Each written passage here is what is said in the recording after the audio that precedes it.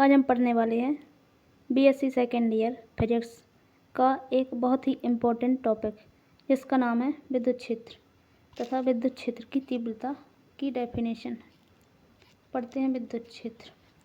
किसी बिंदु आवेश के चारों ओर का वह क्षेत्र जहां विद्युत प्रभाव का अनुभव किया जा सके विद्युत क्षेत्र कहलाता है। अब पढ़ते हैं विद्युत क्षेत्र की तीव्रता। विद्युत क्षेत्र के किसी बिंदु पर रखे एकम धनावेश पर लगने वाले बल को उस बिंदु पर विद्युत क्षेत्र की तीव्रता कहते हैं। विद्युत क्षेत्र में किसी बिंदु पर विद्युत क्षेत्र की तीव्रता उस बिंदु पर रखे एक अल्प परिमाण के परीक्षण धनावेश पर लगने वाले बल तथा परीक्षण आवेश के मान के अनुपात के बराबर होती है। विद्युत क्षेत्र की तीव्रता एक सदिश राशि है। इसकी दिशा धनात्मक परीक्षण आवेश पर लगने वाले बल की दिशा होती है। माना विद्युत क्षेत्र के किसी बिंदु पर परीक्षण आवेश Q0 रखने पर उस पर बल F लगता है, तो उस बिंदु पर विद्युत क्षेत्र की तीव्रता E वेक्टर बराबर F वेक्टर अपॉन Q0 इसका SI मात्रक न्यूटन प्रति कूलाम होता है और इसे किलोग्राम इंटू मीटर प्रति एम्पियर इंटू सेकेंड क्यूब भी होता है। अब पढ़ते हैं स्थिर विद्युत किसे कहते हैं और इसकी व्याख्या, जिसकी हेडिंग है स्थिर विद्युत। दो पदार्थों को परस्पर रगड़ने से कभी कभी उनमें अपने पास रखी वस्तुओं को आकर्षित करने का गुण आ जाता है। जिस पदार्थ में यह गुण उत्पन्न होता है उसे विद्युतमय कहते हैं तथा पदार्थ में उत्पन्न इस विद्युत को स्थिर विद्युत कहते हैं। अब पढ़ते हैं इसकी व्याख्या। प्रत्येक पदार्थ परमाणुओं से मिलकर बना है। प्रत्येक परमाणु के केंद्र पर नाभिक होता है जिसमें अनावेशित प्रोटॉन और अनावेशित न्यूट्रॉन होते हैं और ऋणावेशित इलेक्ट्रॉन नाभिक के चारों ओर विभिन्न कक्षाओं में घूमते रहते हैं। एक इलेक्ट्रॉन पर उतना ही ऋणात्मक आवेश होता है जितना कि प्रोटॉन पर अनावेश होता है और परमाणु में इलेक्ट्रॉनों की कुल संख्या उसके नाभिक में उपस्थित कुल प्रोटॉनों की संख्या के बराबर होती है। अतः परमाणु विद्युत उदासीन होता है। जब किन्हीं दो पदार्थों को आपस में रगड़ा जाता है तो एक पदार्थ से इलेक्ट्रॉन निकलकर दूसरे पदार्थ में चले जाते हैं। इसलिए पहले पदार्थ के इलेक्ट्रॉन की कमी हो जाने से वह धनावेशित हो जाता है और दूसरा पदार्थ इलेक्ट्रॉनों की अधिकता के कारण ऋणावेशित हो जाता है।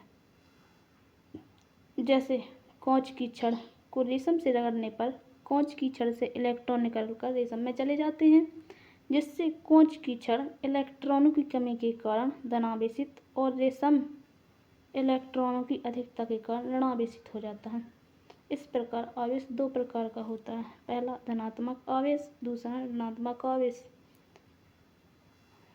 नंबर 1, रगड़ने से प्राप्त आवेशित वस्तुओं में उस वस्तु पर जितना आवेश होता है दूसरी वस्तु पर ठीक उतना ही विपरीत प्रकृति का आवेश होता है। दूसरे नंबर, समान प्रकृति के आवेश परस्पर प्रतिकर्षित कहते हैं और असमान प्रकृति के आवेश परस्पर आकर्षित कहते हैं। तो 2-4 सेकंड का समय लेते हैं, पढ़ते हैं थोड़ी देर में।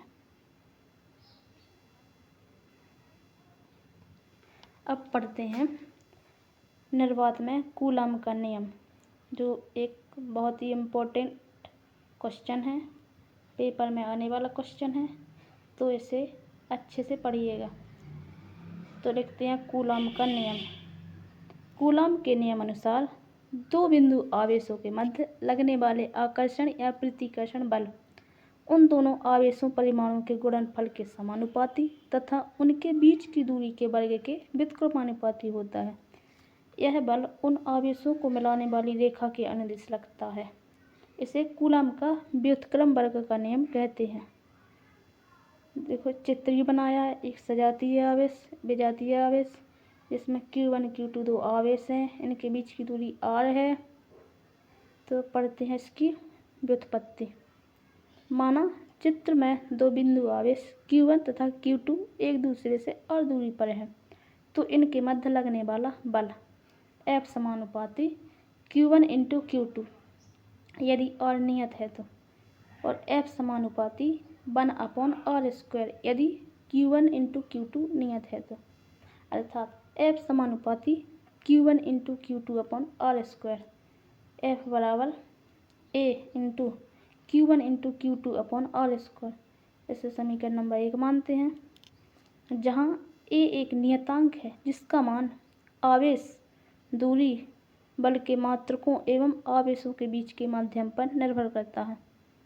यदि समीकरण 1 में बल का मात्रक न्यूटन, दूरी का मात्रक मीटर, आवेश का मात्रक कूलाम हो तो दोनों आवेश निर्वात या वायु में स्थित हों तो नियतांक A का मान 9 गुणे 10⁻9 न्यूटन इंटू मीटर स्क्वायर प्रति कूलम स्क्वायर होता है।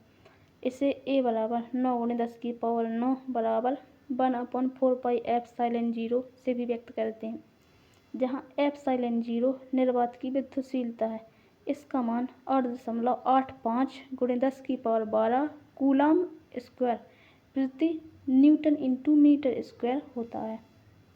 अतः कूलाम के नियम से दो बिंदु आवेशों के मध्य लगने वाला बल F बराबर 1/4πε0 into Q1 into Q2 upon R square. इसे समीकरण नंबर 2 मानते हैं। अतः कूलाम के नियम अनुसार किसी माध्यम में स्थित दो बिंदु आवेशों के बीच लगने वाला बल F बराबर 1/4πε0 के into Q1 Q2 upon R square, जहाँ के माध्यम का परावैद्युतांक है। अब पढ़ते हैं इसका सदिश रूप। यदि आवेश Q1 व Q2 सजातीय हैं तो आवेश Q1 के कारण आवेश Q2 पर बल F की दिशा Q1 से Q2 को मिलाने वाली रेखा की दिशा में होगी। लेकिन यदि Q1 तथा Q2 में से कोई एक आवेश धनात्मक हो और कोई दूसरा आवेश ऋणात्मक हो तो आवेश Q1 के कारण आवेश Q2 पर बल F की दिशा Q2 से Q1 को मिलाने वाली रेखा के अनुदिश होगी। यदि आवेश Q1 तथा Q2 को मिलाने वाली दिशा में एकांक सदिश r कैप है तो सदिश रूप में कूलाम के नियम अनुसार F वेक्टर बराबर 1/4πε0 into Q1 into Q2 upon R square into R cap. आज के लिए इतना ही, मिलते हैं नेक्स्ट वीडियो के साथ। तब तक के लिए धन्यवाद। अगर वीडियो पसंद आया हो तो लाइक, शेयर, सब्सक्राइब जरूर करें। थैंक यू दोस्तों।